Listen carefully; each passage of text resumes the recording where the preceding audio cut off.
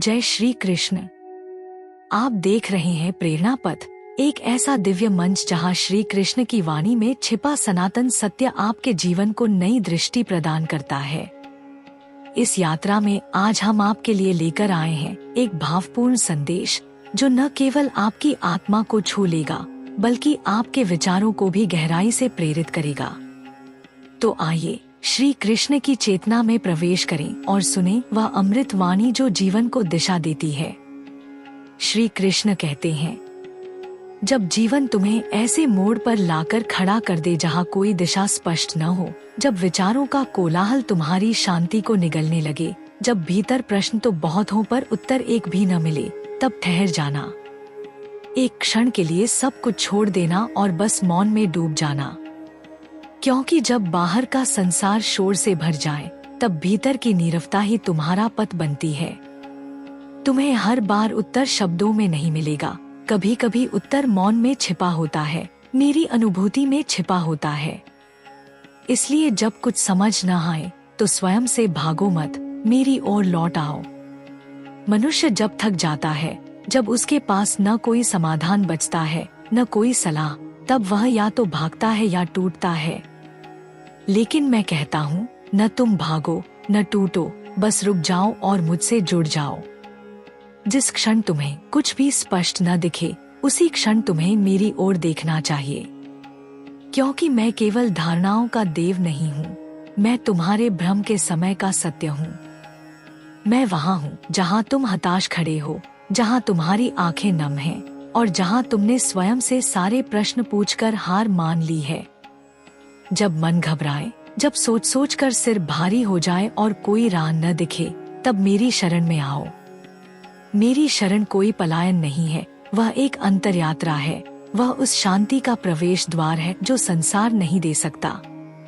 तुम सोचते हो कि तुम्हें समाधान चाहिए, पर मैं कहता हूँ तुम्हें सबसे पहले स्थिरता चाहिए। जब मन स्थिर होता है तो सबसे कठिन प्रश्न भी मौन में उत्तर बनकर उभरते हैं। तुम्हारा भ्रम, तुम्हारी चिंता, तुम्हारा डर, यह सब तभी बलवान होते हैं जब तुम स्वयं को अकेला समझते हो।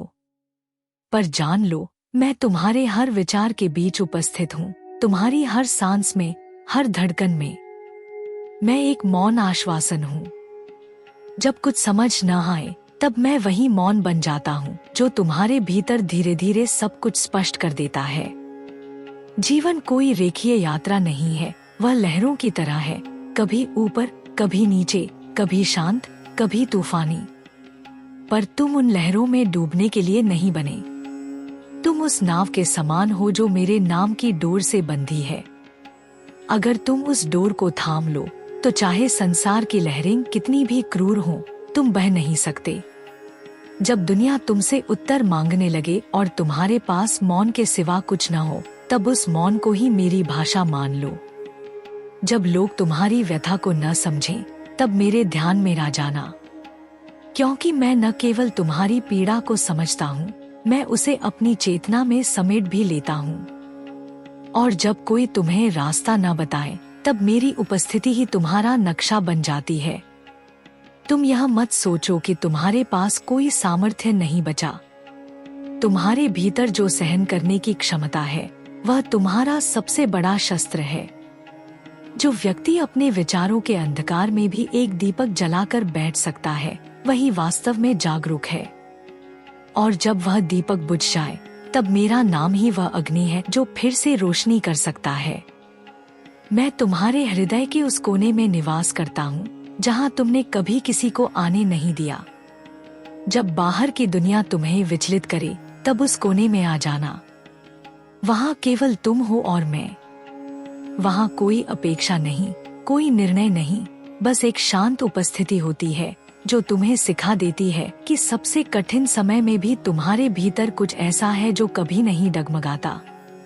जब तुम कहने लगो कि अब और नहीं होता, तब मैं तुम्हारे भीतर धीरे से कहता हूँ, बस एक कदम और, मैं साथ हूँ। जब तुम रोते हो तो तुम्हारी आँखों से बहते आंसू केवल तुम्हारे नहीं होते, वे मेरी दृष्टि से भी बहते हैं। जब तुम चुप होते हो तो वह चुप्पी मेरे ध्यान का द्वार बन जाती है। मैं तुम्हें उत्तर नहीं देता, क्योंकि कभी कभी उत्तर से पहले तुम्हें तैयार होना होता है, और जब तुम तैयार हो जाते हो तब एक ही क्षण में सब स्पष्ट हो जाता है। तुम्हें हर बात समझनी नहीं होती, कभी कभी बस भरोसा करना होता है कि मेरी योजना तुम्हारी कल्पना से कहीं गहरी और सुंदर है। जो आज तुम्हें एक दुस्वप्न लगता है वही कल तुम्हारी आत्मा की शक्ति बन सकता है। इसलिए जब तुम्हें कुछ भी समझ न आए तब उस शंका में उलझो मत, उसे मेरी गोद में छोड़ दो। तुम सारा बोझ क्यों उठाते हो जब मैं उसे बांटने के लिए तत्पर खड़ा हूँ। याद रखो, अंधकार का होना इस बात का संकेत नहीं कि प्रकाश नहीं है, यह केवल तुम्हारी आंखों के बंद होने का प्रमाण है।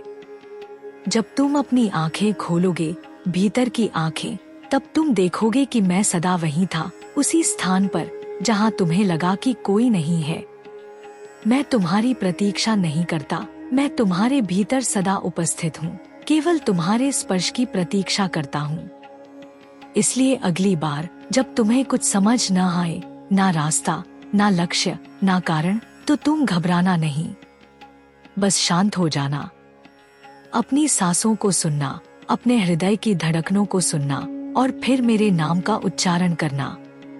मैं वहीं उतर आऊंगा, उसी क्षण, तुम्हारे मौन में, तुम्हारे स्पंदन में, तुम्हारे आंसुओं के बीच। और तब तुम जानोगे कि समझना कभी आवश्यक नहीं था, बस जुड़ना आवश्यक था। श्री कृष्ण का यह कथन एक गहन आध्यात्मिक और दार्शनिक संदेश है, जो मानव जीवन की जटिलताओं, अनिश्चितताओं और आंतरिक संघर्षों के बीच शांति, विश्वास और ईश्वरीय उपस्थिति की ओर मार्गदर्शन करता है। यह संदेश भगवद गीता के मूल सिद्धांतों, निष्काम कर्म योग, भक्ति योग और ध्यान योग का सार प्रस्तुत करता है। यह कथन उन क्षणों को संबोधित करता है जब व्यक्ति दिशाहीनता, विचारों के कोलाहल और आंतरिक अशांति का सामना करता है। श्री कृष्ण यहाँ व्यक्ति को सलाह देते हैं कि ऐसी परिस्थितियों में बाहरी दुनिया की भागदौड़ को छोड़कर अपने भीतर की शांति और ईश्वर की उपस्थिति की ओर मुड़ना चाहिए। जीवन के मोड़ और दिशाहीनता। श्री कृष्ण का कथन कि जब जीवन तुम्हें ऐसे मोड़ पर लाकर खड़ा कर दे जहाँ कोई दिशा स्पष्ट न हो, जीवन की उन अनिश्चितताओं और भटकाव को संबोधित करता है जो हर व्यक्ति अपनी यात्रा में अनुभव करता है। जीवन एक यात्रा है जिसमें कई बार ऐसे चौराहे आते हैं जहां व्यक्ति को कोई स्पष्ट रास्ता नहीं दिखता। यह दिशाहीनता विभिन्न रूपों में प्रकट होती है, जैसे करियर में अनिश्चितता, रिश्तों में तनाव या आध्यात्मिक प्रश्नों का बोझ। श्री कृष्ण इस कथन में व्यक्ति को सलाह देते हैं कि ऐसी स्थिति में भागने या टूटने के बजाय ठहरना और मौन में डूबना चाहिए, क्योंकि यह ठहराव मन को स्पष्टता और शांति प्रदान करता है। यह कथन भगवद गीता के दर्शन से प्रेरित है, जो आत्मचिंतन, भक्ति और ईश्वर पर विश्वास के माध्यम से जीवन की जटिलताओं से निपटने का मार्ग दिखाता है। जीवन के मोड़ कई रूपों में सामने आते हैं और ये हर व्यक्ति के लिए अलग अलग हो सकते हैं। करियर और उद्देश्य से संबंधित दिशाहीनता आधुनिक युग में विशेष रूप से प्रचलित है। उदाहरण के लिए, एक युवा जो कई वर्षों तक एक क्षेत्र में काम करने के बाद यह सोचने लगता है कि क्या यह उसका सही मार्ग है, वह भटकाव और अनिश्चितता का शिकार हो सकता है। वह सोच सकता है, क्या मैं सही पेशे में हूँ? क्या मेरा जीवन सार्थक है? इसी तरह रिश्तों में टूटन या सामाजिक अपेक्षाओं का दबाव व्यक्ति को एक ऐसी स्थिति में ला सकता है जहां वह यह तय नहीं कर पाता कि उसे क्या करना चाहिए। परिवार में तनाव, दोस्तों के साथ मतभेद या सामाजिक मानदंडों का बोझ व्यक्ति को दिशाहीन और अशांत बना देता है। इसके अलावा आध्यात्मिक संकट भी एक महत्वपूर्ण मोड़ हो सकता है, जहां व्यक्ति अपने जीवन के गहरे अर्थ को खोजने की कोशिश में उलझ जाता है। प्रश्न जैसे, मैं कौन हूँ? मेरा उद्देश्य क्या है? मृत्यु के बाद क्या होगा? मन को बेचैन कर देते हैं और व्यक्ति को जवाबों की तलाश में भटकने के लिए मजबूर करते हैं। दिशाहीनता का प्रभाव व्यक्ति के मानसिक और भावनात्मक स्वास्थ्य पर गहरा पड़ता है। जब कोई स्पष्ट दिशा नहीं दिखती, तो मन अशांत हो जाता है और व्यक्ति निर्णय लेने में असमर्थ महसूस करता है। यह भटकाव उसे मानसिक रूप से थका देता है, जिससे चिंता, तनाव और कभी कभी अवसाद की स्थिति उत्पन्न हो सकती है। उदाहरण के लिए, एक व्यक्ति जो नौकरी बदलने के निर्णय पर विचार कर रहा है, लेकिन डर और अनिश्चितता के कारण कोई कदम नहीं उठा पाता, वह लगातार तनावग्रस्त रह सकता है। इस स्थिति में वह बाहरी सलाह, जैसे दोस्तों या परिवार की राय पर निर्भर हो सकता है, लेकिन जब ये सलाह भी स्पष्टता नहीं देती, तो वह और अधिक असहाय महसूस करता है। श्री कृष्ण यहाँ सलाह देते हैं कि ऐसी परिस्थितियों में व्यक्ति को भागने या टूटने के बजाय ठहरना चाहिए। ठहराव का अर्थ है बाहरी और आंतरिक गतिविधियों को कुछ समय के लिए रोक देना, जिससे मन को शांति और स्पष्टता मिले। यह एक निष्क्रिय अवस्था नहीं है, बल्कि एक सक्रिय और सचेत निर्णय है, जो व्यक्ति को अपने विचारों और भावनाओं को गहराई से समझने का अवसर देता है। आधुनिक जीवन में दिशाहीनता एक आम समस्या बन गई है, क्योंकि सूचना का अतिभार, सामाजिक तुलना और निरंतर प्रतिस्पर्धा व्यक्ति को भटकाव की ओर ले जाती है। सोशल मीडिया पर लोग दूसरों की उपलब्धियों को देखकर अपने जीवन पर संदेह करने लगते हैं, जिससे आत्मविश्वास कम होता है और अनिश्चितता बढ़ती है। उदाहरण के लिए, एक व्यक्ति जो अपने सहकर्मियों की तरक्की को देखता है, वह यह सोचने लग सकता है कि वह अपने करियर में पीछे रह गया है, भले ही उसने कड़ी मेहनत की हो। यह तुलना उसे दिशाहीनता और असंतोष की ओर ले जाती है। श्री कृष्ण का यह संदेश हमें याद दिलाता है कि ऐसी स्थिति में बाहरी तुलना को छोड़कर हमें अपने भीतर की आवाज सुननी चाहिए। ठहराव और आत्मचिंतन के माध्यम से व्यक्ति अपनी प्राथमिकताओं और लक्ष्यों को स्पष्ट कर सकता है। उदाहरण के लिए, रोजाना कुछ मिनट ध्यान या प्रार्थना करने से व्यक्ति अपने मन को शांत कर सकता है और यह समझ सकता है कि उसके लिए वास्तव में क्या महत्वपूर्ण है। ठहराव को अपनाने के लिए व्यावहारिक कदम उठाए जा सकते हैं, जो व्यक्ति को दिशाहीनता से उबारने में मदद करते हैं। ध्यान और माइंडफुलनेस एक प्रभावी तरीका है, जिसमें व्यक्ति अपनी सांसों पर ध्यान केंद्रित करता है और अपने विचारों को बिना जज किए देखता है। उदाहरण के लिए, सुबह 10 से 15 मिनट का ध्यान मन को शांत करता है और व्यक्ति को अपने लक्ष्यों पर स्पष्टता देता है। प्रकृति में समय बिताना भी ठहराव का एक शक्तिशाली साधन है। पार्क में टहलना, नदी के किनारे बैठना या पेड़ों की छांव में समय बिताना मन को शांति देता है और बाहरी शोर से मुक्ति दिलाता है। इसके अलावा आत्मचिंतन पत्रिका लिखना भी दिशाहीनता को दूर करने में मदद करता है। व्यक्ति अपने विचारों, भावनाओं और प्रश्नों को लिखकर अपनी उलझनों को समझ सकता है और यह तय कर सकता है कि उसे किस दिशा में आगे बढ़ना चाहिए। श्री कृष्ण का यह संदेश हमें सिखाता है कि दिशाहीनता के क्षणों में ठहराव और आत्मचिंतन के माध्यम से हम अपनी आंतरिक शक्ति और स्पष्टता को पुनः प्राप्त कर सकते हैं, जो हमें सही मार्ग की ओर ले जाती है। विचारों का कोलाहल और शांति का नुकसान। श्री कृष्ण का कथन, जब विचारों का कोलाहल तुम्हारी शांति को निगलने लगे, मानव मन की उस अशांति को संबोधित करता है जो अनियंत्रित विचारों और बाहरी शोर से उत्पन्न होती है। यह कथन भगवद गीता के ध्यान योग और आत्मचिंतन के सिद्धांतों से प्रेरित है, जो व्यक्ति को अपने मन को शांत करने और आंतरिक शांति प्राप्त करने का मार्ग दिखाता है। विचारों का कोलाहल तब उत्पन्न होता है जब मन अतीत की यादों, भविष्य की चिंताओं या वर्तमान की उलझनों में डूब जाता है, जिससे व्यक्ति अपनी शांति खो देता है। श्री कृष्ण सलाह देते हैं कि इस कोलाहल को शांत करने का उपाय है मौन में डूबना, जो मन को स्पष्टता और स्थिरता प्रदान करता है। यह संदेश आधुनिक जीवन में विशेष रूप से प्रासंगिक है, जहां सूचना का अतिभार और सामाजिक दबाव व्यक्ति को मानसिक अशांति की ओर ले जाते हैं। विचारों का कोलाहल मनुष्य के मन की स्वाभाविक प्रवृत्ति से शुरू होता है, जो निरंतर विचारों का एक अंतहीन प्रवाह उत्पन्न करता है। ये विचार अतीत की गलतियों, भविष्य की अनिश्चितताओं या वर्तमान की समस्याओं से संबंधित हो सकते हैं।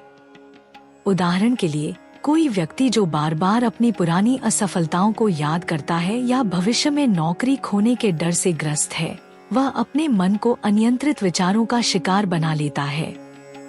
ये विचार जब अनियंत्रित हो जाते हैं तो वे मन में एक तूफान सा खड़ा कर देते हैं, जिससे व्यक्ति अपनी शांति और संतुलन खो देता है। यह स्थिति तब और गंभीर हो जाती है जब व्यक्ति निर्णय लेने में उलझन का सामना करता है। उदाहरण के लिए, क्या मुझे यह नौकरी छोड़ देनी चाहिए? क्या मुझे इस रिश्ते को बनाए रखना चाहिए? ऐसे प्रश्न मन में परस्पर विरोधी विचारों को जन्म देते हैं, जो व्यक्ति को मानसिक रूप से थका देते हैं और उसे स्पष्टता से सोचने से रोकते हैं। बाहरी प्रभाव भी विचारों के कोलाहल को बढ़ाने में महत्वपूर्ण भूमिका निभाते हैं। आधुनिक युग में सोशल मीडिया, समाचार और निरंतर सूचना का प्रवाह व्यक्ति के मन को और अधिक अशांत करता है। उदाहरण के लिए, सोशल मीडिया पर दूसरों की उपलब्धियों को देखकर व्यक्ति अपनी कमियों पर ध्यान देने लगता है, जिससे आत्मविश्वास कम होता है और चिंता बढ़ती है। समाचार चैनलों पर लगातार नकारात्मक खबरें जैसे आर्थिक संकट, पर्यावरणीय समस्याएं या सामाजिक अशांति मन को बेचैन कर देती हैं। यह बाहरी शोर व्यक्ति की आंतरिक शांति को छीन लेता है और वह अपने विचारों को नियंत्रित करने में असमर्थ हो जाता है। श्री कृष्ण का यह संदेश हमें याद दिलाता है कि इस बाहरी शोर से मुक्ति पाने के लिए हमें अपने मन को भीतर की ओर मोड़ना होगा, जहां मौन और शांति का स्रोत है। विचारों के इस कोलाहल का सबसे गंभीर परिणाम है आंतरिक शांति का नुकसान। जब मन विचारों के तूफान में डूबा होता है तो व्यक्ति चैन से सो नहीं पाता, ध्यान केंद्रित नहीं कर पाता और छोटी छोटी बातों पर चिढ़ने लगता है। यह स्थिति तनाव, चिंता और यहाँ तक कि अवसाद का कारण बन सकती है। उदाहरण के लिए, एक कर्मचारी जो कार्यस्थल पर लगातार दबाव का सामना कर रहा है और घर पर पारिवारिक जिम्मेदारियों से जूझ रहा है, वह अपने मन की अशांति के कारण नींद की कमी और मानसिक थकान का शिकार हो सकता है। यह अशांति व्यक्ति को न केवल शारीरिक रूप से कमजोर करती है, बल्कि उसकी भावनात्मक और आध्यात्मिक भलाई को भी प्रभावित करती है। श्री कृष्ण यहाँ इस बात की ओर इशारा करते हैं कि इस कोलाहल को शांत करने का एकमात्र उपाय है मौन में डूबना। मौन केवल शब्दों की अनुपस्थिति नहीं है, बल्कि यह मन की वह अवस्था है जहाँ विचारों का शोर थम जाता है और व्यक्ति अपनी आंतरिक चेतना से जुड़ता है। आधुनिक मनोविज्ञान में विचारों का कोलाहल ओवरथिंकिंग या अत्यधिक सोच के रूप में जाना जाता है, जो मानसिक स्वास्थ्य के लिए हानिकारक है। न्यूरोसाइंस के अध्ययनों से पता चलता है कि जब व्यक्ति अत्यधिक सोच में डूबा होता है तो मस्तिष्क का डिफॉल्ट मोड नेटवर्क DMN अति सक्रिय हो जाता है, जिससे तनाव और चिंता बढ़ती है। ध्यान और माइंडफुलनेस इस नेटवर्क को शांत करने में मदद करते हैं, जिससे व्यक्ति को मानसिक स्पष्टता और शांति मिलती है। श्री कृष्ण का यह संदेश इस वैज्ञानिक दृष्टिकोण के साथ मेल खाता है, क्योंकि मौन में डूबना ध्यान की एक रूप है जो मन को शांत करता है और व्यक्ति को अपनी आंतरिक शक्ति से जोड़ता है। उदाहरण के लिए, रोजाना 10 से 15 मिनट का ध्यान, जिसमें व्यक्ति अपनी सांसों पर ध्यान केंद्रित करता है, विचारों के कोलाहल को कम करता है और मन को शांति देता है। मौन में डूबने के लिए व्यक्ति कई व्यावहारिक कदम उठा सकता है, जो विचारों के कोलाहल को शांत करने में मदद करते हैं। ध्यान और माइंडफुलनेस के अलावा प्रकृति में समय बिताना एक प्रभावी तरीका है। उदाहरण के लिए, सुबह की सैर, नदी के किनारे बैठना या पेड़ों की छांव में समय बिताना मन को बाहरी शोर से मुक्त करता है और आंतरिक शांति प्रदान करता है। इसके अलावा डिजिटल डिटॉक्स यानी कुछ समय के लिए सोशल मीडिया और इलेक्ट्रॉनिक उपकरणों से दूरी विचारों के कोलाहल को कम करने में मदद करता है। व्यक्ति अपने दिन का एक हिस्सा, जैसे सोने से पहले या सुबह उठने के बाद, बिना फोन के बिता सकता है, जिससे मन को शांति मिलती है। आत्मचिंतन पत्रिका लिखना भी एक शक्तिशाली साधन है, जिसमें व्यक्ति अपने विचारों और भावनाओं को लिखकर उन्हें समझ सकता है। यह प्रक्रिया मन को हल्का करती है और विचारों के तूफान को शांत करती है। श्री कृष्ण का यह संदेश हमें सिखाता है कि विचारों का कोलाहल और शांति का नुकसान अपरिहार्य नहीं है। मौन में डूबकर हम अपने मन को शांत कर सकते हैं और अपनी आंतरिक शांति को पुनः प्राप्त कर सकते हैं। यह मौन केवल एक अभ्यास नहीं है, बल्कि एक जीवन शैली है जो हमें बाहरी शोर और आंतरिक अशांति से मुक्ति दिलाती है। उदाहरण के लिए, एक व्यक्ति जो कार्यस्थल पर तनावग्रस्त है, रोजाना कुछ मिनट श्री कृष्ण के भजन गाकर या प्रार्थना करके अपने मन को शांत कर सकता है। यह अभ्यास न केवल विचारों के कोलाहल को कम करता है, बल्कि व्यक्ति को यह विश्वास भी दिलाता है कि वह अकेला नहीं है। श्री कृष्ण का यह संदेश आधुनिक जीवन की भागदौड़ में एक दीपक की तरह है, जो हमें याद दिलाता है कि शांति बाहरी दुनिया में नहीं, बल्कि हमारे भीतर मौन की अवस्था में निहित है। मौन, ईश्वरीय भाषा और आंतरिक नीरवता। श्री कृष्ण का कथन कि जब दुनिया तुमसे उत्तर मांगने लगे और तुम्हारे पास मौन के सिवा कुछ न हो, तब उस मौन को ही मेरी भाषा मान लो, मौन की गहन आध्यात्मिक शक्ति को रेखांकित करता है। यह कथन भगवद गीता के ध्यान योग और भक्ति योग से प्रेरित है, जो व्यक्ति को विचारों के शोर से मुक्ति और आंतरिक शांति की ओर ले जाता है। मौन केवल शब्दों की अनुपस्थिति नहीं है, बल्कि यह मन की वह अवस्था है जहां विचारों का कोलाहल थम जाता है और व्यक्ति अपनी आंतरिक चेतना से जुड़ता है। श्री कृष्ण मौन को ईश्वर की भाषा कहते हैं, क्योंकि यह वह माध्यम है जिसके जरिए व्यक्ति ईश्वर की उपस्थिति को अनुभव कर सकता है। यह संदेश आधुनिक जीवन में विशेष रूप से प्रासंगिक है, जहां बाहरी शोर और सामाजिक दबाव व्यक्ति को अशांत करते हैं। मौन में डूबकर व्यक्ति न केवल अपनी सच्चाई को सुन सकता है, बल्कि ईश्वर के साथ एक गहरा संवाद भी स्थापित कर सकता है। मौन का अर्थ केवल बाहरी चुप्पी तक सीमित नहीं है, यह एक आंतरिक नीरवता है जो व्यक्ति को अपने विचारों और भावनाओं के शोर से मुक्त करती है। जीवन में कई बार हम सामाजिक दबावों का सामना करते हैं, जहां लोग हमसे तुरंत उत्तर मांगते हैं, हमारी योजनाएं क्या हैं, हमने यह निर्णय क्यों लिया, हम दुखी क्यों हैं। लेकिन जब हमारे पास कोई स्पष्ट उत्तर नहीं होता, तो यह स्थिति हमें असहज और असुरक्षित महसूस कराती है। उदाहरण के लिए, एक व्यक्ति जो अपने करियर के भविष्य को लेकर उलझन में है, वह दूसरों के सवालों का जवाब देने में असमर्थ हो सकता है, जिससे उसका तनाव बढ़ता है। श्री कृष्ण सलाह देते हैं कि ऐसी स्थिति में मौन को अपनाना चाहिए, क्योंकि यह मौन ही ईश्वर की आवाज बन जाता है। मौन में व्यक्ति अपने मन की गहराइयों में उतरता है, जहां उसे बाहरी दुनिया के शोर से मुक्ति मिलती है और वह अपनी सच्चाई को स्पष्ट रूप से देख पाता है। यह मौन एक आध्यात्मिक सेतु है जो व्यक्ति को ईश्वर की उपस्थिति से जोड़ता है। मौन की आध्यात्मिक शक्ति अनमोल है, क्योंकि यह व्यक्ति को अपनी आंतरिक सच्चाई और ईश्वर की उपस्थिति से जोड़ती है।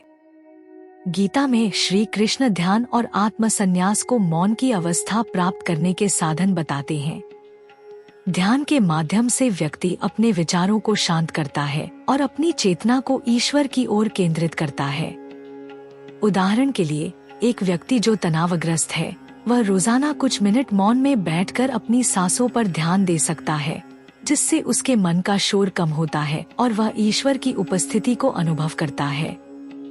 यह अवस्था व्यक्ति को यह विश्वास दिलाती है कि वह अकेला नहीं है और उसकी हर समस्या का एक उद्देश्य है।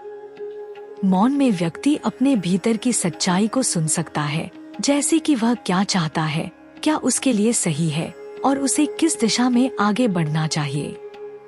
यह आध्यात्मिक शक्ति आधुनिक जीवन में विशेष रूप से महत्वपूर्ण है, जहां लोग निरंतर बाहरी शोर और व्यस्तता में डूबे रहते हैं।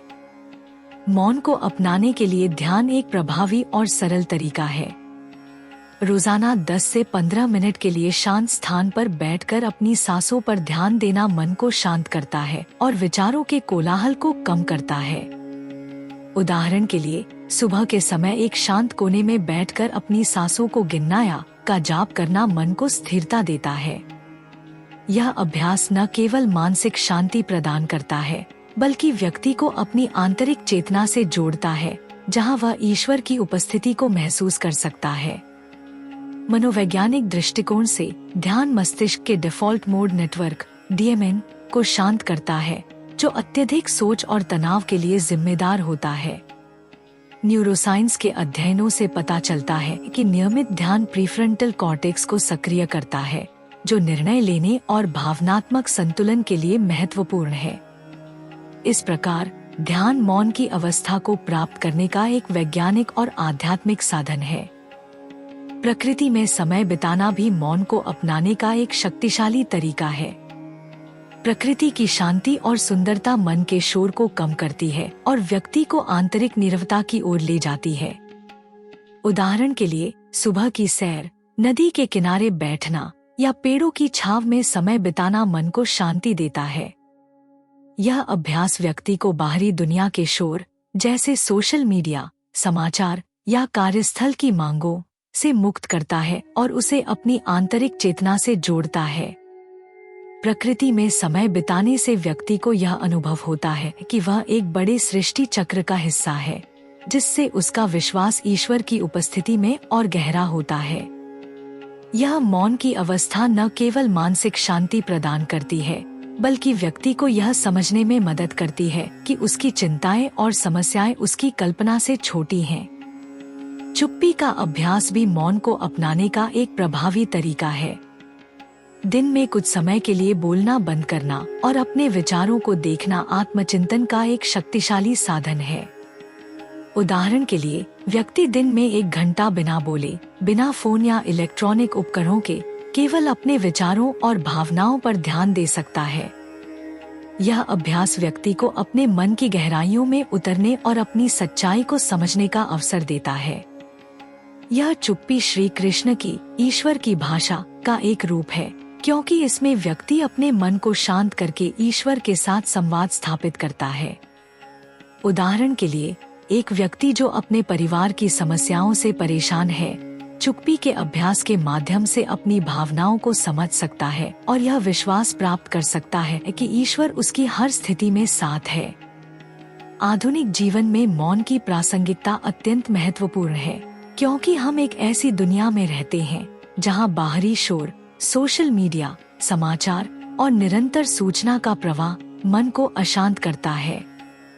लोग लगातार दूसरों की उपलब्धियों की तुलना अपने जीवन से करते हैं, जिससे आत्मविश्वास कम होता है और चिंता बढ़ती है। श्री कृष्ण का यह संदेश हमें सिखाता है कि इस शोर से मुक्ति का रास्ता मौन में है। डिजिटल डिटॉक्स यानी कुछ समय के लिए फोन और सोशल मीडिया से दूरी मौन को अपनाने का एक व्यावहारिक तरीका है। उदाहरण के लिए सोने से पहले और सुबह उठने के बाद 1 घंटा बिना स्क्रीन के बिताना मन को शांति देता है। इसके अलावा श्री कृष्ण के भजन गाना या उनकी कथाओं का पाठ करना भी मौन की अवस्था को गहरा करता है, क्योंकि यह व्यक्ति को ईश्वर की उपस्थिति से जोड़ता है। श्री कृष्ण का यह संदेश बौद्ध धर्म के विपश्यना ध्यान और पाश्चात्य दर्शन की आत्मचिंतन अवधारणाओं के साथ भी मेल खाता है। बौद्ध धर्म में मौन के माध्यम से व्यक्ति अपनी चेतना को शुद्ध करता है और सच्चाई को देखता है। स्टोइक दार्शनिक जैसे मार्कस ऑरेलियस आत्मचिंतन को मन की शांति का साधन मानते हैं। श्री कृष्ण का यह संदेश हमें याद दिलाता है कि मौन केवल एक अभ्यास नहीं है, बल्कि एक जीवन शैली है जो हमें बाहरी शोर और आंतरिक अशांति से मुक्ति दिलाती है। मौन में डूबकर हम अपनी सच्चाई को सुन सकते हैं और ईश्वर की उपस्थिति को अनुभव कर सकते हैं, जो हमें जीवन की हर चुनौती का सामना करने की शक्ति देती है। ईश्वर की शरण, अंतर्यात्रा और स्थिरता।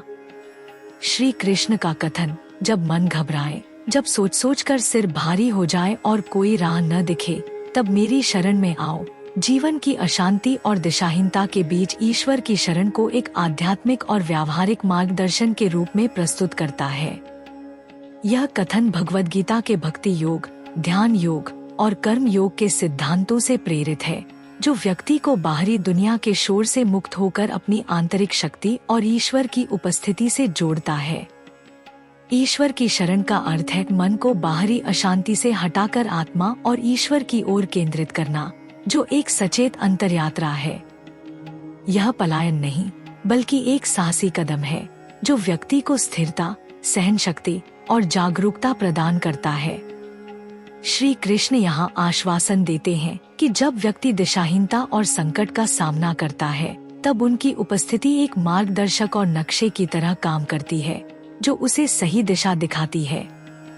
यह संदेश आधुनिक जीवन में अत्यंत प्रासंगिक है, जहां तनाव, अनिश्चितता और सामाजिक दबाव व्यक्ति को अशांत करते हैं। ईश्वर की शरण लेना एक अंतरयात्रा है, जिसमें व्यक्ति आत्मचिंतन और आत्मजागरूकता के माध्यम से अपने विचारों, भावनाओं और विश्वासों को गहराई से देखता है। यह यात्रा व्यक्ति को अपनी आंतरिक सच्चाई और शक्ति से जोड़ती है, जिससे वह बाहरी दुनिया की अशांति से अप्रभावित रहता है। उदाहरण के लिए, एक व्यक्ति जो कार्यस्थल पर असफलता का सामना कर रहा है, वह आत्मचिंतन के माध्यम से यह समझ सकता है कि उसकी असफलता उसकी पहचान नहीं है, बल्कि एक सीखने का अवसर है। श्री कृष्ण कहते हैं कि समाधान से पहले स्थिरता की आवश्यकता होती है। जब मन स्थिर होता है, तो व्यक्ति अपनी समस्याओं को स्पष्टता और संतुलन के साथ देख पाता है। यह स्थिरता ध्यान, प्रार्थना और भक्ति के माध्यम से प्राप्त होती है, जो व्यक्ति को ईश्वर की उपस्थिति से जोड़ती है।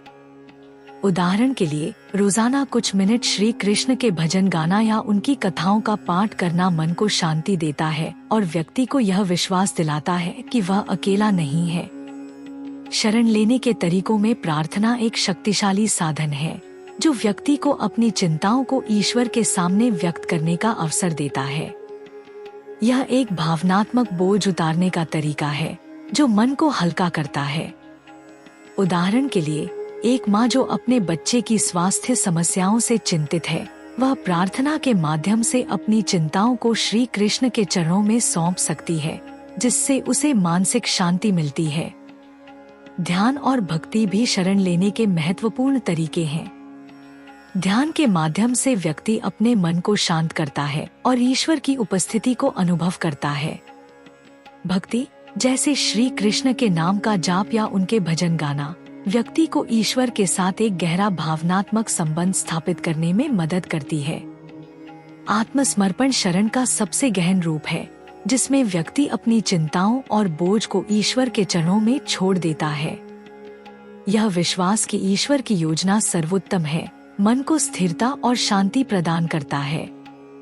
सहन शक्ति व्यक्ति का सबसे बड़ा शस्त्र है, जो उसे जीवन की कठिनाइयों का सामना करने की शक्ति देता है। श्री कृष्ण गीता में कहते हैं कि आत्मा अमर और अडिग है, और यह सहन शक्ति उसी आत्मा की शक्ति से आती है। उदाहरण के लिए, एक व्यक्ति जो आर्थिक संकट का सामना कर रहा है, वह अपनी सहन शक्ति के बल पर धैर्य और साहस के साथ आगे बढ़ सकता है। आधुनिक मनोविज्ञान में इस गुण को रेजिलियंस, लचीलापन कहा जाता है, जो व्यक्ति को कठिनाइयों से उबरने और आगे बढ़ने में मदद करता है। न्यूरोसाइंस के अध्ययनों से पता चलता है कि नियमित ध्यान और सकारात्मक सोच मस्तिष्क के अमिग्डाला को शांत करते हैं, जो तनाव और भय की प्रतिक्रिया के लिए जिम्मेदार है, और प्रीफ्रंटल कॉर्टेक्स को सक्रिय करते हैं, जो भावनात्मक संतुलन के लिए महत्वपूर्ण है। यह वैज्ञानिक दृष्टिकोण श्री कृष्ण की शिक्षाओं के साथ मेल खाता है, जो सहन शक्ति को आत्मा की शक्ति और ईश्वर की शरण से जोड़ता है। जागरूकता को श्री कृष्ण एक दीपक के रूप में चित्रित करते हैं, जो विचारों के अंधकार में भी रोशनी करता है। आत्म जागरूकता वह अवस्था है जहां व्यक्ति अपने विचारों, भावनाओं और व्यवहारों को बिना जज किए देखता है। यह उसे अपनी सच्चाई को समझने और अपने जीवन के उद्देश्य को स्पष्ट करने में मदद करता है। उदाहरण के लिए, एक व्यक्ति जो अपने गुस्से से परेशान है, आत्मचिंतन के माध्यम से यह समझ सकता है कि उसका गुस्सा असुरक्षा या भय से उत्पन्न हो रहा है। श्री कृष्ण कहते हैं कि जब यह दीपक बुझने लगे, तब उनका नाम ही वह अग्नि है जो फिर से रोशनी कर सकती है। यह भक्ति की शक्ति को दर्शाता है, जो व्यक्ति को कठिन समय में भी जागरूक और संतुलित रखती है। उदाहरण के लिए, श्री कृष्ण के नाम का जाप या हरे कृष्ण मंत्र का उच्चारण मन को शांत करता है और जागरूकता को बढ़ाता है। जीवन में दिशाहीनता के क्षण हर व्यक्ति के सामने आते हैं, चाहे वह करियर, रिश्ते या आध्यात्मिक खोज से संबंधित हों। करियर में अनिश्चितता, जैसे क्या मैं सही पेशे में हूँ या मेरा जीवन का लक्ष्य क्या है, व्यक्ति को भटकाव की ओर ले जाती है। रिश्तों में उलझन, जैसे क्या मुझे इस रिश्ते को बनाए रखना चाहिए या मैं अपने प्रियजनों के साथ संतुलन कैसे बनाऊं, मन को अशांत करती है। आध्यात्मिक खोज में प्रश्न, जैसे जीवन का अर्थ क्या है या मृत्यु के बाद क्या होता है, व्यक्ति को गहरे चिंतन में डुबो देते हैं। श्री कृष्ण का आश्वासन है कि इन क्षणों में उनकी उपस्थिति एक मार्गदर्शक और नक्शे की तरह काम करती है। यह उपस्थिति अंतर्ज्ञान, प्रार्थना और भक्ति के माध्यम से प्रकट होती है, जो व्यक्ति को सही दिशा दिखाती है। उदाहरण के लिए, एक व्यक्ति जो अपने जीवन के उद्देश्य की खोज में है, ध्यान और प्रार्थना के माध्यम से यह समझ सकता है कि उसका मार्ग दूसरों की सेवा करना है। आधुनिक जीवन में ईश्वर की शरण की प्रासंगिकता अत्यंत महत्वपूर्ण है, क्योंकि सूचना का अतिभार, सामाजिक तुलना और मानसिक स्वास्थ्य संकट व्यक्ति को दिशाहीन और तनावग्रस्त बनाते हैं। सोशल मीडिया पर दूसरों की उपलब्धियों को देखकर व्यक्ति अपने जीवन पर संदेह करने लगता है, जिससे आत्मविश्वास कम होता है। श्री कृष्ण का यह संदेश हमें सिखाता है कि इस अशांति से मुक्ति का रास्ता ईश्वर की शरण में है। डिजिटल डिटॉक्स, जैसे कुछ समय के लिए फोन और सोशल मीडिया से दूरी, मन को शांत करता है और व्यक्ति को प्रार्थना या ध्यान के लिए समय देता है। प्रकृति में समय बिताना, जैसे सुबह की सैर या नदी के किनारे बैठना, भी मन को स्थिरता देता है। आत्मचिंतन पत्रिका लिखना व्यक्ति को अपनी भावनाओं और विचारों को समझने में मदद करता है, जिससे वह अपनी आंतरिक शक्ति को पहचानता है। श्री कृष्ण का यह संदेश बौद्ध धर्म के विपश्यना ध्यान और स्टोइक दर्शन की आत्मनियंत्रण अवधारणाओं के साथ मेल खाता है। बौद्ध धर्म में ध्यान व्यक्ति को अपनी चेतना को शुद्ध करने और सच्चाई को देखने में मदद करता है। स्टोइक दार्शनिक मार्कस ऑरेलियस आत्मचिंतन को मन की शांति का साधन मानते हैं। श्री कृष्ण का यह संदेश हमें याद दिलाता है कि ईश्वर की शरण एक अंतरयात्रा है, जो हमें सहन शक्ति, जागरूकता और दिशा प्रदान करती है। प्रार्थना, ध्यान, भक्ति और आत्मसमर्पण के माध्यम से हम अपनी आंतरिक शक्ति को जागृत कर सकते हैं और जीवन की हर चुनौती का सामना कर सकते हैं। यह शरण हमें यह विश्वास दिलाती है कि हम अकेले नहीं हैं और ईश्वर की उपस्थिति सदा हमारे साथ है, जो हमें मार्गदर्शन और शांति प्रदान करती है। ईश्वर का नक्शा। श्री कृष्ण का कथन, जब कोई तुम्हें रास्ता न बताए, तब मेरी उपस्थिति ही तुम्हारा नक्शा बन जाती है, एक गहन आध्यात्मिक संदेश है, जो जीवन की दिशाहीनता और अनिश्चितता के क्षणों में ईश्वर की उपस्थिति को मार्गदर्शक के रूप में प्रस्तुत करता है। यह कथन भगवद गीता के दर्शन से प्रेरित है, जहां श्री कृष्ण अर्जुन को नैतिक और भावनात्मक संकट में मार्गदर्शन देते हैं, और यह हर व्यक्ति को यह आश्वासन देता है कि जब बाहरी दुनिया कोई रास्ता न दिखाए, तब आंतरिक चेतना और ईश्वर का विश्वास सही दिशा प्रदान करते हैं। जीवन में दिशाहीनता कई रूपों में प्रकट होती है। करियर में अनिश्चितता, जैसे नौकरी बदलने या उद्देश्य खोजने की दुविधा, रिश्तों में उलझन, जैसे परिवार या मित्रों के साथ तनाव, या आध्यात्मिक प्रश्न, जैसे जीवन का अर्थ या मृत्यु के बाद का सत्य। इन क्षणों में व्यक्ति अक्सर बाहरी सलाह, समाज या स्वयं के विचारों में जवाब तलाशता है, लेकिन जब ये सभी असफल हो जाते हैं, तो वह भटकाव और अशांति महसूस करता है। श्री कृष्ण यहाँ कहते हैं कि ऐसी स्थिति में व्यक्ति को बाहरी खोज छोड़कर अपनी आंतरिक शांति और ईश्वर की उपस्थिति की ओर मुड़ना चाहिए, जो एक नक्शे की तरह उसे सही मार्ग दिखाती है। यह उपस्थिति अंतर्ज्ञान के रूप में प्रकट होती है, जो मन की शांति और आत्मचिंतन के माध्यम से स्पष्ट होती है। जब व्यक्ति ध्यान, प्रार्थना या भक्ति के द्वारा अपने मन को शांत करता है, तो उसकी अंतर्ज्ञान की आवाज उसे सही निर्णय लेने में मदद करती है। उदाहरण के लिए, एक व्यक्ति जो करियर के चौराहे पर खड़ा है, ध्यान के माध्यम से यह समझ सकता है कि उसका सच्चा जुनून क्या है। भक्ति और विश्वास इस प्रक्रिया को और गहरा करते हैं, क्योंकि ईश्वर के प्रति समर्पण व्यक्ति को यह विश्वास दिलाता है कि वह अकेला नहीं है और उसका हर कदम एक बड़े उद्देश्य का हिस्सा है। गीता में श्री कृष्ण भक्ति योग के माध्यम से इस विश्वास को रेखांकित करते हैं, जहां व्यक्ति अपने कर्म और चिंताएं ईश्वर को सौंप देता है। आधुनिक जीवन में यह कथन अत्यंत प्रासंगिक है, क्योंकि सूचना का अतिभार, सामाजिक दबाव और मानसिक स्वास्थ्य संकट व्यक्ति को दिशाहीन और तनावग्रस्त बनाते हैं। सोशल मीडिया पर निरंतर तुलना और कार्यस्थल की मांगें मन को अशांत करती हैं, जिससे व्यक्ति अपने लक्ष्यों और मूल्यों से भटक जाता है। श्री कृष्ण का यह संदेश हमें सिखाता है कि ऐसी परिस्थितियों में डिजिटल डिटॉक्स, ध्यान और प्रकृति के साथ समय बिताना मन को शांत करता है, जिससे अंतर्ज्ञान और ईश्वरीय मार्गदर्शन स्पष्ट होता है। उदाहरण के लिए, रोजाना 10 से 15 मिनट का ध्यान या श्री कृष्ण के भजन गाना मन को स्थिरता और दिशा प्रदान करता है। मनोवैज्ञानिक दृष्टिकोण से अंतर्ज्ञान मस्तिष्क के प्रीफ्रंटल कॉर्टेक्स की सक्रियता से जुड़ा है, जो निर्णय लेने में मदद करता है, और ध्यान इस प्रक्रिया को बढ़ावा देता है। भक्ति के माध्यम से व्यक्ति अपनी चिंताओं को छोड़ने की कला सीखता है, जो तनाव को कम करता है और मानसिक स्पष्टता लाता है। यह कथन अन्य दार्शनिक परंपराओं जैसे बौद्ध धर्म के विपश्यना ध्यान या स्टोइक दर्शन की आत्मनियंत्रण अवधारणा से भी मेल खाता है, जो आत्मचिंतन और आंतरिक शांति पर जोर देते हैं। व्यावहारिक रूप से व्यक्ति इस नक्शे को अपनाने के लिए नियमित ध्यान, प्रार्थना और आत्मचिंतन पत्रिका लिख सकता है, जो उसे अपने विचारों और भावनाओं को समझने में मदद करती है। श्री कृष्ण का यह संदेश हमें याद दिलाता है कि जीवन की लहरों में डूबने के बजाय हमें उस डोर को थामना चाहिए जो हमें ईश्वर से जोड़ती है। यह डोर विश्वास, भक्ति और आत्म जागरूकता की है। जब हम इस डोर को थाम लेते हैं, तो चाहे कितनी भी तूफानी लहरें आए, हम सही दिशा में आगे बढ़ सकते हैं। विश्वास और आत्मसमर्पण, बोझ को बांटना।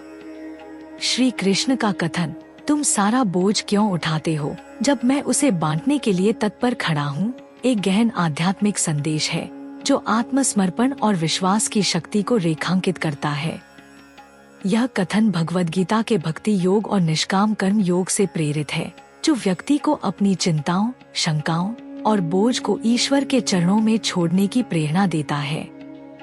आत्मसमर्पण का अर्थ है मन की उलझनों, भय और अनिश्चितताओं को ईश्वर की गोद में सौंप देना, यह विश्वास करते हुए कि उनकी योजना हमारे लिए सर्वोत्तम है। यह विश्वास व्यक्ति को मानसिक शांति, स्थिरता और आंतरिक शक्ति प्रदान करता है, जिससे वह जीवन की कठिनाइयों का सामना कर सकता है। श्री कृष्ण यहाँ आश्वासन देते हैं कि व्यक्ति अकेला नहीं है, ईश्वर उसका साथी है, जो उसके बोझ को बांटने के लिए सदा तत्पर है। यह कथन हमें सिखाता है कि जीवन की जटिलताओं में स्वयं को नियंत्रित करने की कोशिश छोड़कर हमें ईश्वर पर भरोसा करना चाहिए। आत्मसमर्पण का अर्थ केवल निष्क्रियता या हार मानना नहीं है, बल्कि यह एक सचेत और साहसी निर्णय है, जो व्यक्ति को अपनी सीमाओं को स्वीकार करने और ईश्वर की अनंत शक्ति पर विश्वास करने की प्रेरणा देता है।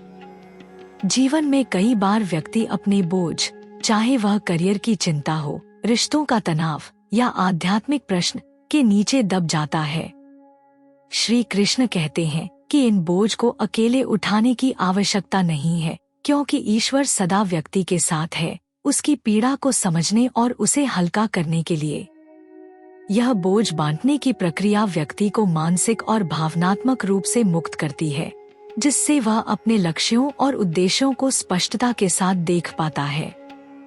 उदाहरण के लिए, जब कोई व्यक्ति नौकरी खोने के डर से ग्रस्त होता है, तो आत्मसमर्पण उसे यह विश्वास दिलाता है कि जो कुछ भी हो रहा है, वह एक बड़े उद्देश्य का हिस्सा है। यह विश्वास व्यक्ति को तनाव से मुक्ति देता है और उसे सकारात्मक दृष्टिकोण अपनाने में मदद करता है। विश्वास की शक्ति आत्मसमर्पण का आधार है, क्योंकि यह व्यक्ति को अनिश्चितता और भय से उबारती है। जीवन में कई बार ऐसे क्षण आते हैं जब व्यक्ति को कोई रास्ता नहीं दिखता, चाहे वह आर्थिक संकट हो, स्वास्थ्य की चुनौतियां या व्यक्तिगत नुकसान।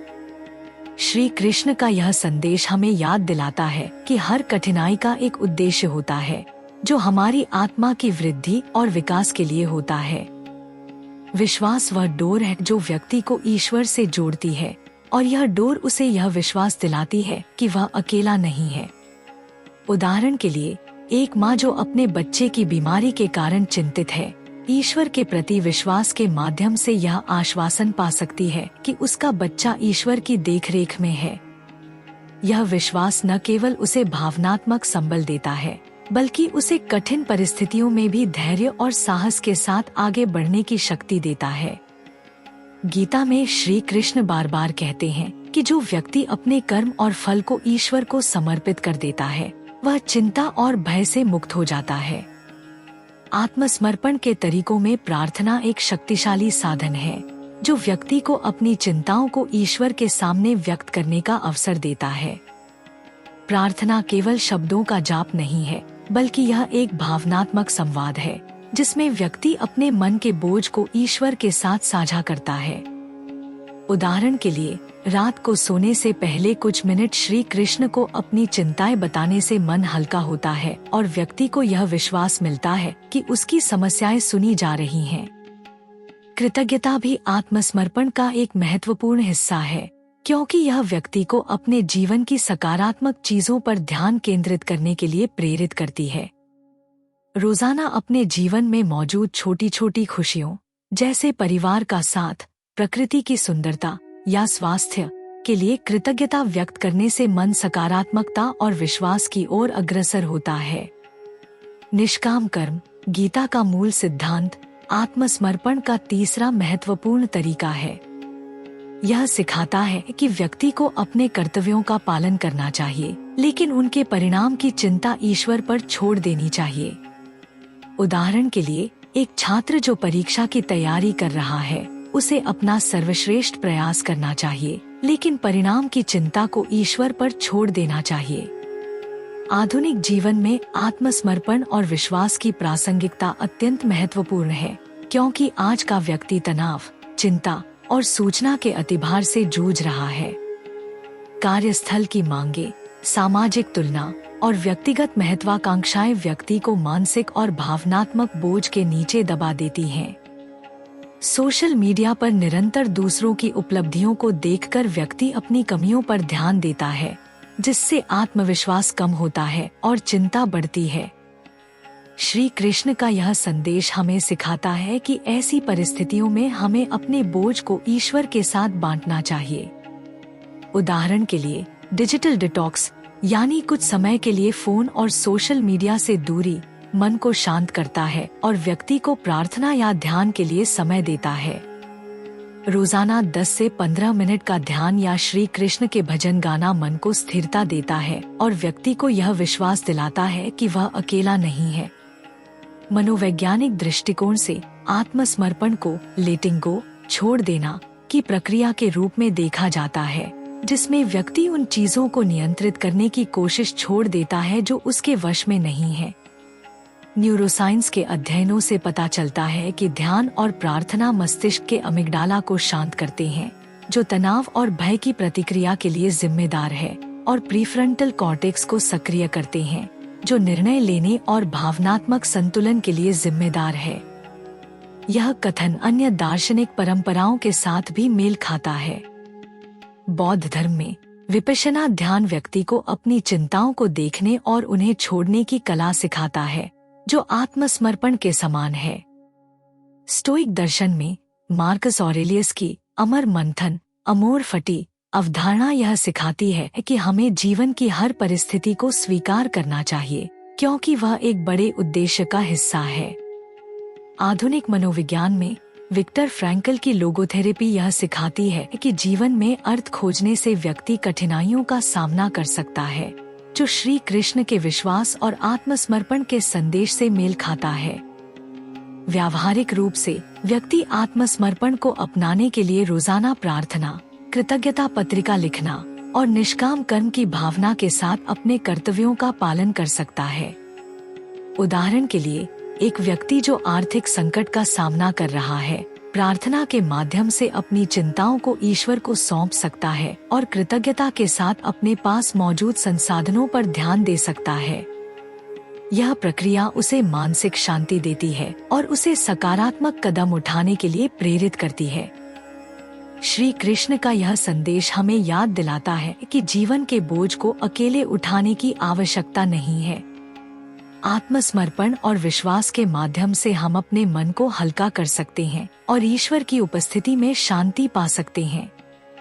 यह विश्वास की हर कठिनाई का एक उद्देश्य है, हमें धैर्य और साहस देता है। प्रार्थना, कृतज्ञता और निष्काम कर्म के अभ्यास से हम अपने बोझ को ईश्वर के साथ बांट सकते हैं और जीवन की चुनौतियों का सामना करने के लिए आंतरिक शक्ति प्राप्त कर सकते हैं। यह कथन हमें सिखाता है कि जब हम ईश्वर पर भरोसा करते हैं तो हमारी हर शंका और चिंता एक बड़े उद्देश्य के सामने छोटी पड़ जाती है और हम अपने पथ पर स्पष्टता और आत्मविश्वास के साथ आगे बढ़ सकते हैं। अंधकार और प्रकाश, आंतरिक आँखों का खुलना। अंधकार का अर्थ। अंधकार यहाँ जीवन की कठिनाइयों, भय और अनिश्चितता का प्रतीक है। यह वह अवस्था है जब व्यक्ति को कुछ भी स्पष्ट नहीं दिखता और वह निराशा में डूब जाता है। आध्यात्मिक दृष्टिकोण, श्री कृष्ण कहते हैं कि अंधकार का होना प्रकाश की अनुपस्थिति का संकेत नहीं है। प्रकाश, ईश्वर की उपस्थिति, सदा मौजूद है, लेकिन व्यक्ति की आंतरिक आंखें बंद होने के कारण वह इसे देख नहीं पाता। मनोवैज्ञानिक दृष्टिकोण, यह निराशा और अवसाद की स्थिति को दर्शाता है, जहां व्यक्ति अपनी सकारात्मक संभावनाओं को देखने में असमर्थ हो जाता है। आंतरिक आँखों का खुलना। श्री कृष्ण यहाँ आत्मजागरूकता और आत्मचिंतन की बात करते हैं। आंतरिक आंखें खोलने का अर्थ है अपने भीतर की सच्चाई, शक्ति और ईश्वर की उपस्थिति को देखना। ध्यान और माइंडफुलनेस, ध्यान के माध्यम से व्यक्ति अपनी आंतरिक आंखें खोल सकता है। यह उसे अपने विचारों और भावनाओं को बिना जज किए देखने की क्षमता देता है। भक्ति और विश्वास, ईश्वर के नाम का जाप और भक्ति व्यक्ति को यह विश्वास दिलाती है कि वह अकेला नहीं है। आधुनिक जीवन में कथन का अनुप्रयोग। आधुनिक चुनौतियाँ। सूचना का अतिभार, सोशल मीडिया और इंटरनेट के युग में व्यक्ति हर पल नई जानकारी से घिरा रहता है। यह उसके मन को अशांत करता है। मानसिक स्वास्थ्य संकट, विश्व स्वास्थ्य संगठन के अनुसार विश्व भर में तनाव और अवसाद के मामले बढ़ रहे हैं। इसका एक प्रमुख कारण है आंतरिक शांति का अभाव। उद्देश्यहीनता, आधुनिक जीवन में लोग अक्सर अपने जीवन के उद्देश्य को खो देते हैं, जिससे वे भटकाव और खालीपन महसूस करते हैं। कथन का अनुप्रयोग। ध्यान और माइंडफुलनेस, रोजाना कुछ मिनट ध्यान करने से व्यक्ति अपने मन को शांत कर सकता है। माइंडफुलनेस ऐप्स जैसे हेडस्पेस या काम का उपयोग करें। डिजिटल डिटॉक्स, दिन में कुछ समय के लिए अपने फोन और सोशल मीडिया से दूरी बनाएं। उदाहरण के लिए, सोने से पहले और सुबह उठने के बाद 1 घंटा डिजिटल उपकरणों से दूर रहें। आत्मचिंतन पत्रिका, एक पत्रिका में अपने विचारों, भावनाओं और प्रश्नों को लिखें। यह आपको अपनी आंतरिक उलझनों को समझने में मदद करेगा। प्रकृति के साथ समय, नियमित रूप से प्रकृति में समय बिताएं, जैसे पार्क में टहलना, नदी के किनारे बैठना या पहाड़ों की सैर करना। योग और प्राणायाम, योग आसन और प्राणायाम जैसे अनुलोम विलोम का अभ्यास करें। ये शारीरिक और मानसिक संतुलन को बढ़ाते हैं। भक्ति अभ्यास, श्री कृष्ण के भजन गाना, उनकी कथाओं का पाठ करना या उनके नाम का जाप करना मन को शांति और विश्वास देता है। अन्य दार्शनिक परंपराओं के साथ तुलना। बौद्ध दर्शन। बौद्ध धर्म में ध्यान और माइंडफुलनेस को मन की शांति और आत्मजागरूकता प्राप्त करने का प्रमुख साधन माना जाता है। बुद्ध का विपश्यना, ध्यान, ठहराव और मौन की अवस्था को प्राप्त करने का एक तरीका है, जो श्री कृष्ण के इस कथन से मेल खाता है। पाश्चात्य दर्शन। पश्चिमी दार्शनिकों जैसे सोक्रेट्स और स्टोइक दार्शनिकों जैसे मार्कस ऑरेलियस ने भी आत्मचिंतन और आंतरिक शांति पर जोर दिया। स्टोइक दर्शन में अमर मंथन, अमोर फटी और आत्मनियंत्रण की अवधारणा इस कथन के समान है। आधुनिक मनोविज्ञान। मनोवैज्ञानिक जैसे कार्ल जंग और विक्टर फ्रैंकल ने आत्मखोज और जीवन के अर्थ की खोज पर जोर दिया। जंग का अंतर्जनन, इंडिविडुएशन और फ्रैंकल का लोगोथेरेपी इस कथन के साथ गहराई से जुड़ा है, क्योंकि ये दोनों व्यक्ति को अपने भीतर के सत्य को खोजने के लिए प्रेरित करते हैं। निष्कर्ष, एक समग्र दृष्टिकोण। श्री कृष्ण का यह कथन एक आध्यात्मिक और व्यावहारिक मार्गदर्शक है, जो हमें जीवन की अनिश्चितताओं और उलझनों से निपटने का रास्ता दिखाता है। यह हमें याद दिलाता है कि जब सब कुछ अस्पष्ट और अशांत लगे, तो हमें अपने भीतर की शांति और ईश्वर की उपस्थिति को खोजना होगा। यह शांति ही वह दीपक है जो हमें अंधेरे में रास्ता दिखाता है, और यह नीरवता ही वह पथ है जो हमें हमारे सच्चे स्वरूप तक ले जाता है। जीवन में अमल, नियमित अभ्यास, ध्यान, योग और आत्मचिंतन को अपनी दिनचर्या का हिस्सा बनाएं। संतुलन, बाहरी कर्म और आंतरिक शांति के बीच संतुलन बनाएं। निष्काम कर्म योग के सिद्धांत को अपनाएं, जहां आप कर्म करते हैं लेकिन फल की चिंता नहीं करते। आत्मकरुणा, अपने आप को समय और स्थान दें। अपनी गलतियों और भटकाव को स्वीकार करें और धीरे धीरे अपने पथ को खोजें। भक्ति और विश्वास, श्री कृष्ण के नाम का जाप, भजन और प्रार्थना के माध्यम से ईश्वर के साथ जुड़े। यह विश्वास आपको हर कठिनाई में साथ देगा। अंतिम विचार, श्री कृष्ण का यह संदेश हमें यह सिखाता है कि जीवन की लहरों में डूबने के बजाय हमें उस डोर को थामना चाहिए जो हमें ईश्वर से जोड़ती है। यह डोर विश्वास, भक्ति और आत्मजागरूकता की है। जब हम इस डोर को थाम लेते हैं, तो चाहे कितनी भी तूफानी लहरें आए, हम बह नहीं सकते। यह कथन हमें याद दिलाता है कि सच्ची शक्ति और बुद्धिमत्ता बाहरी दुनिया में नहीं, बल्कि हमारे भीतर की नीरवता और ईश्वर की उपस्थिति में निहित है। राधे राधे। यदि इस वीडियो ने आपके हृदय को छुआ, आपको सोचने पर मजबूर किया या जीवन को देखने का एक नया दृष्टिकोण दिया, तो इसे जरूर लाइक करें, शेयर करें और प्रेरणा पथ को सब्सक्राइब करना न भूलें।